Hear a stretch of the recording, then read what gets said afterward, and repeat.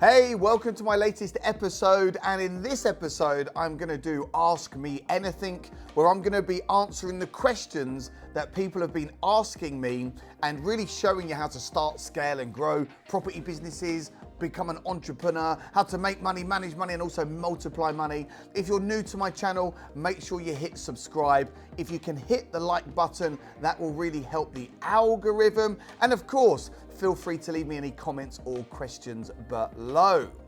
American, so welcome to the Mr. Liam Ryan!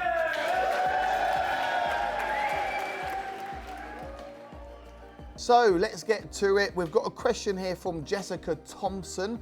Hey Jessica, thanks for sending me in your question. This is a great question, and Jessica has asked, why did I become a business owner? Oh my goodness. Well, there's many reasons why I became a business owner. And you know, from a very young age, I've always had that entrepreneurial spirit. My first business was selling sweets in the playground, even in primary school. And I also used to go and sell He-Man figures and She-Man figures and Action Man figures. And I really enjoyed that. And as I went into secondary school, my mum introduced me to a friend of hers called Tim, and Tim was a market trader. So I would spend my Saturdays and Sundays down the market learning the lingo, and Tim had one of these big, massive lorries, and he used to wear the headset and throw stuff into the crowd, and I really enjoyed that process. So when I went into secondary school, I said, hey Tim, I could sell this stuff at school. So it wasn't long before I used to go in with 2 bags. I had my school bag, which, to be honest with you, I wasn't interested in that much.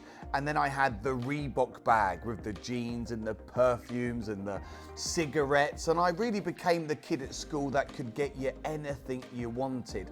And I really enjoyed the process of buying something for £1, selling it for £3, and having this bit in the middle called profit. Not that I really understood much about profit at that time. It was just feeding my sweet addiction, and it was also helping me put food on the table at home with my mum. You know, we didn't have much money. I grew up on a rough council estate, and I always made a promise that I was gonna do everything I could to protect my mum, protect my brother, protect my family.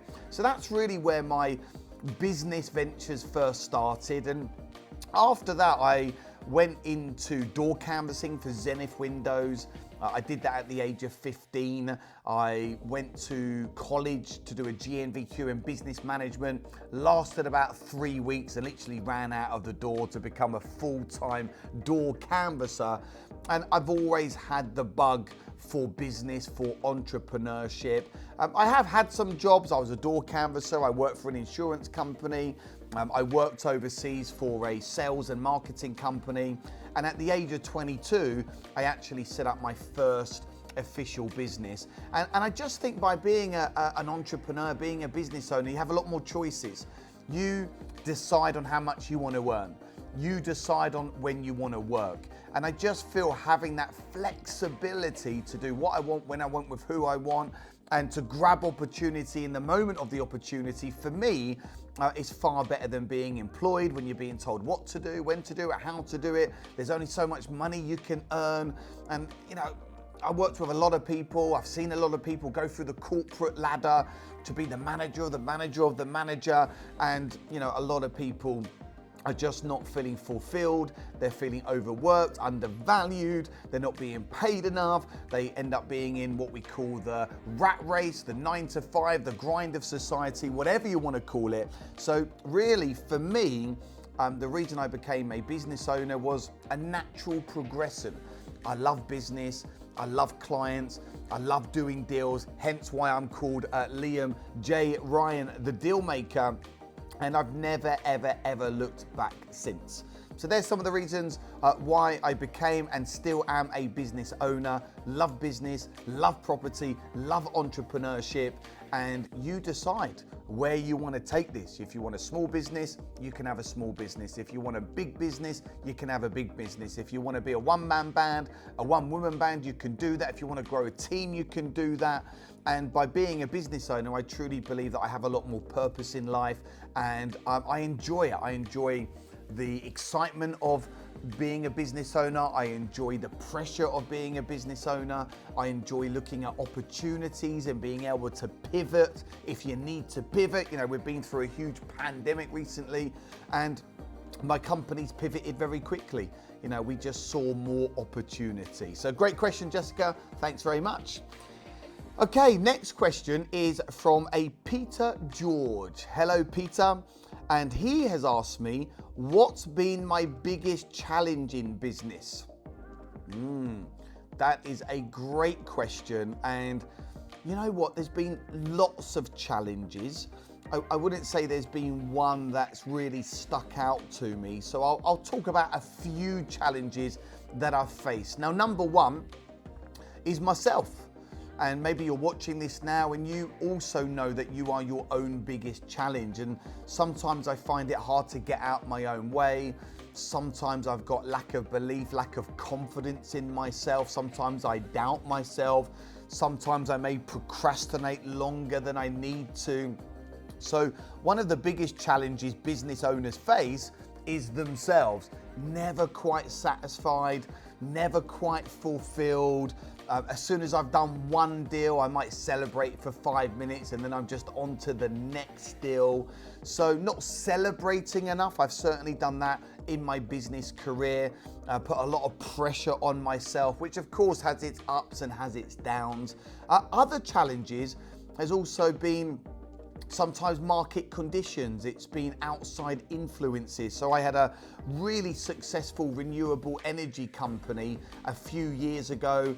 It was the place to work in Chelmsford, 3,500 square foot office. I had 115 people working for me. I had door canvassers, I had energy assessments. We were providing the best renewable energy products. And then literally one morning, I come into my office from being in the gym and there's 3 people standing on the stairs. Donna, my PA, Will, my marketing manager, and Darren, my sales manager. And you know, have you ever been in a position where someone looks really scared or they look like they've seen a ghost? Well, all 3 of them look petrified. And I said, what's going on? So they hurried me into my office and they said the government have made the announcement. And what the government did was they made an announcement that they were going to be slashing the feed-in tariff for renewable energy for homeowners and business owners. And I don't know if you can think of a time where you were given some bad news, but it was literally a split second, but felt like eternity. I almost felt like I was in the Matrix. And I knew in that moment that this business was not scalable, it wasn't sustainable, and you know, I was forced to close that business down. Now in that moment, it was a very, very, very difficult period of my life as a man, as a dad, as a business owner, someone that's really proud of what he does.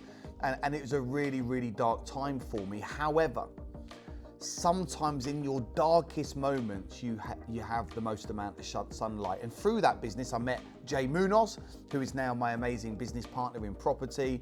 I met my wife, Holly, and as a result of meeting Holly, we got married, and I've been able to have 2 more children, Ivy, who's now 5, and Winter, who's 20 months, which has been amazing. It's been amazing. So that was a challenge. I've also had some challenges with some previous business partners.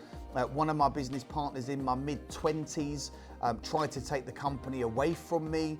He was a bit of bad work, and that really affected me. I was in my mid-20s, I was full of life, full of excitement, full of positivity, but to have someone try and steal your business was a really, really difficult period. But look, here, in all businesses, anything worth getting, there's always going to be some challenges, and it's no different than going on a date. If you have a bad date, you keep dating until you find, hopefully, the love of your life. So you can't allow challenges that have happened or will happen hold you back from being successful. And if anything, these challenges have made me the entrepreneur, the business owner, the property investor that I am today. Great. Next question. Question from Gary Brooks. Hi, Gary. Big shout out to you, my man. And he says, does your wife and children support you? Now, maybe, Gary, you're in a position where your family don't support you. That's an assumption. Maybe there's other people tuning into this right now where you feel that your wife, your husband, your family, your friends, your children are not giving you the support that you want. And here is the thing. You have to do this for you initially. You are the most important person in your life in terms of wanting to go to that next level. And sometimes it's your nearest or dearest that will hold you back. And for many, many years, I just wanted to please everybody else. And here's the thing. In order to be successful in business, you cannot please everybody. And as an entrepreneur, you have to say, you know what? I'm not gonna listen to your crap anymore. I'm gonna go and hang out with some new people. I've got a great idea. I wanna get into business, and you have to lead from the front. Now, I'm not saying go and get a bloody divorce this afternoon. I'm not saying you can't hang out with your best mate anymore, but you're gonna live their life or you're gonna live your life. Now, I'm very fortunate. Holly, my beautiful wife, she does support me. My children very much support me. One of the reasons why I do what I do, and is part of my big why, is that I want my wife and my kids to be super proud. I want to be the difference that makes the difference, not only in my own life, but also in their life. But the reality is the following. If my wife did not support me, I would be doing this anyway. And that is the bottom line. We'd either end up getting a divorce or not ever getting married, and I'd find somebody else. And I get a lot of people, they say, man, you know what, my wife, my partner, my kids, all they say is, hey, I work a lot. Well, yeah, I work a lot. You know, that's how you met me. That's what I do.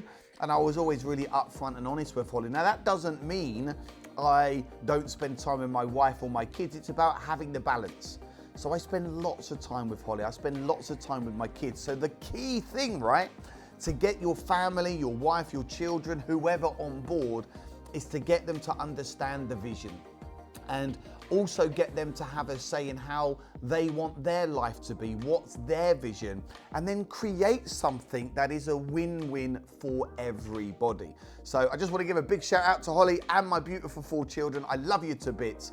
Thank you for being so supportive, and I hope I am doing you proud. Okay, here we go. We've got some more questions here. We've got a question from Diane Ellis. And this is interesting. I've not been asked this question for a while. Diane has asked, why did I become a speaker? Why did I become a speaker? And hey, thanks for the acknowledgement that I am a speaker. And once upon a time, I was really nervous on camera. I was really nervous on stage. I've always been quite a shy individual, but I've always enjoyed leading a team and growing a team and pushing a team forward. And the reality is, when I first got into property the right way, so back in 2015, I invested in training and mentoring, and I got my first few deals over the line. And you know, I'd actually been in property now for over 20 years. First time round, I made every mistake in the book. Second time round, it's been super successful, touch wood. I've raised over £9 million in joint venture funding, been involved with over £28 million worth of property deals, built an amazing team of people, able to do less, earn more. I'm now one of the co-founders of the UK's leading property business and wealth training educational companies. So when I started to get great results, I thought, you know what? If I can come back from where I was and do this, then there's other people out there that also need a lot of help and support. And we all have a story inside of us. We've all got pains that we've overcome. We've all got ideas. And I really found a way to turn my passion into my profit. And one of my passions is helping other people, serving other people. So a number of years ago, I invested in speaker training. I got around some of the UK's best public speakers, some of the biggest influencers. I invested tens of thousands of pounds, and I made a decision that I was going to become a master at speaking. I was going to get on big stages. I was going to build my personal brand. I wanted to go and influence and help people here in the UK and all over the world. and I just put my heart and soul into everything. So I'm a speaker. Number one, it enables you to make some really, really good income. Like as a speaker, you can literally write your own paycheck because you are seen as that authority figure and people will come to you. But it's more than the income, it's about having impact. And there's a lot of people in the world suffering right now, and we need more people to step up. And I'm sure many of you watching this, listening to this, you will have a solution to people's problems. And I challenge you, it's your duty to make this world a better place. So I believe as being a speaker, I can make big income, I can have huge impact, create amazing communities. And on top of all of that, I absolutely love being a speaker. I enjoy what I do. No day really feels like a work day. I get up in the morning, I make sure I focus in on high income generating tasks, and I speak, I create content, I shoot YouTube videos, I do Facebook Lives, I'm a best-selling author, I run different training courses from property to sales to marketing to business to public speaking. I've actually got a 3-day speaker boot camp where I teach people how to become public speakers and how to go and have a big impact on the world. That's a brilliant question. Thanks for that, Diane. And I'll just do this one more question here. We've got a question from Margia Crane. So hi Margia, and this is a brilliant question. And the question is, what advice would you give to anyone starting out in business? Well, there's lots of advice I can give, but let me share some stuff with you. Number one, expect to work very hard in the beginning. You can then get to a point where you can work less, you can earn more, you can systemize, but be prepared. Be prepared that you're gonna need to grind it out, you're gonna need to put in the hours and roll your sleeves up. The next thing that I would advise you is that not everyone is going to be on board with what you are doing. You're gonna have people that support you, and you're also gonna have people that will troll you, will hate you, will judge you. Some people will love the thing about you that others hate about you. So just be prepared for that. You're not gonna keep everybody happy. And that's one of the reasons why I feel it's really important to get into mastermind groups, make sure you get advanced training, have a great mentor that's going to support and keep you accountable. I personally invest £60,000 to £70,000 a year in different training programs, mentoring, mastermind programs, because I want to hang out with people that have been there, that have done it. I don't want to learn from my mistakes, I want to learn from their mistakes. So that would be my next piece of advice, Margia, is to get yourself into a mastermind group, go and hang out with the people that are doing what you want to do.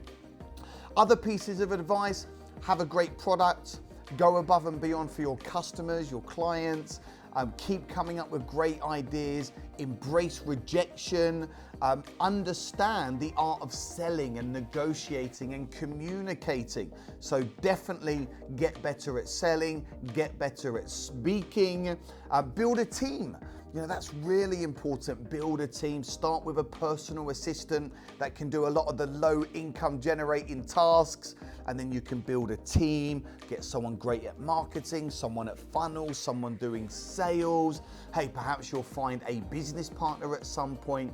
So they are some of my words of wisdom from doing this many years, literally since I was 6 years old, in the playground, selling sweets. I've now owned multiple businesses on an international scale, turning over tens of millions of pounds in my career. And I am really the real entrepreneur. And you know, some businesses have done great, some have failed, but it's not how hard you fall, it is how fast and how many times you get up. And it's important to keep going, because you're just one idea, one client, one solution away from a completely different life. Well, they are my questions for this session. They've been brilliant questions. So make sure anyone tuning in, leave me a question or comment below. Send questions in. You can hook me up on all the socials, and stay tuned for more videos. If you are new to this channel, make sure you hit subscribe, hit the little notification bell. Thanks for being part of my amazing journey. If I can do it, you can do it. And I'm always on hand to help you any which way I can to start, scale and grow, become super successful, showing you how to make money, manage money and multiply money. See you soon. Take care.